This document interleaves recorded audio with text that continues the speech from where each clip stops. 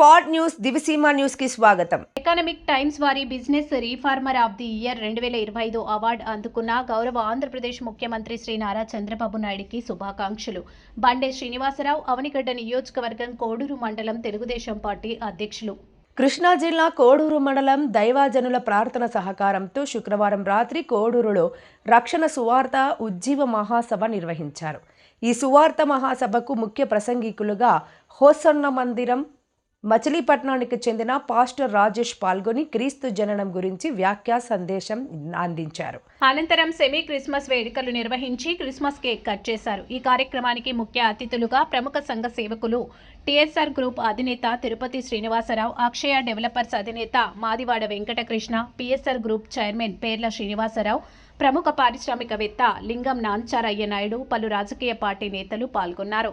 ఈ కార్యక్రమంలో కోడూరు మండలంలోని దైవజనులు, పెద్ద సంఖ్యలో విశ్వాసులు పాల్గొన్నారు. ఆత్మతో ఆరాధన చేయాలి, సత్యముతో ఆరాధన చేయాలి. ఎందుకయ్యా అంటే ఆయన ఆత్మయే ఉన్నవాడు కనుక. ప్రేమైన సహోదరి సహోదరులారా, ప్రపంచమంతా కూడా క్రిస్మస్ని ఒక పండుగలాగా చేసుకుంటున్నారు. చేయడం మంచిదే, కాదనట్లేదు.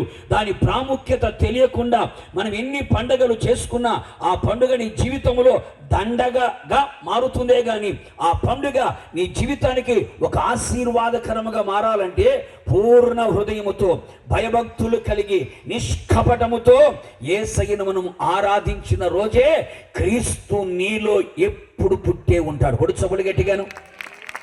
ఎప్పుడు ఎప్పుడు ఎప్పుడు 365 డేస్ లేకపోతే 366 రోజులు కూడా యేసు మనలోనే ఉంటాడు. అంతేగాని డిసెంబర్ 25 వస్తేనే వచ్చాడు అనుకోవడం అది నామకార్థ క్రైస్తవులు చేసే పని, అజ్ఞానులు చేసే పని.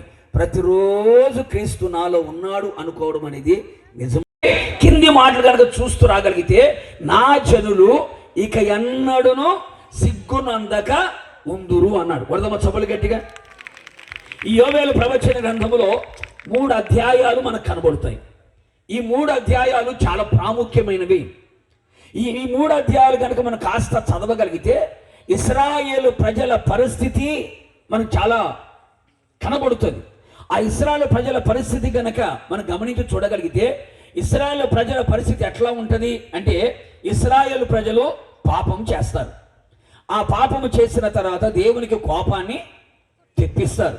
దేవునికి కోపం తెప్పించిన తర్వాత దేవుడు ఏం చేస్తాడు? శత్రువులకి అప్పగిస్తాడు. శత్రువులకు అప్పగించిన తర్వాత వీళ్ళందరూ ఏం చేస్తారు? ఆయన పాదముల మీద పడి పశ్చాత్తాపడి ఏడుస్తారు. మరి ఆయన ఏం చేస్తాడు? వీళ్ళ మీద జాలిపడి వాళ్ళ చేతుల నుంచి విడిపిస్తారు. మళ్ళీ కొద్ది రోజులు అయిపోయిన తర్వాత మళ్ళీ పాపం చేస్తారు. అంటే సైకిల్ చక్రం లాగా తిరుగుతుంది అన్నమాట. ఏ చక్రం? నా మాట మీకు అర్థమైంది అనుకుంటా. ఏంటి? ఇదే మీరు ఇశ్రాయేలు చరిత్ర చదవండి, ఇదే కనపడతా ఉంటుంది. పాపం చేయడం, దేవుని కోపం రావడం, శత్రువులకు అప్పగించడం, దేవునికి మర్ర పెట్టడం, దేవుడు విడిపించడం, మళ్ళీ పాపం చేయడం. అంటే ఇదే సైకిల్ చక్రం లాగా ఇశ్రాయేలు చరిత్ర మనకు కనబడుతుంది.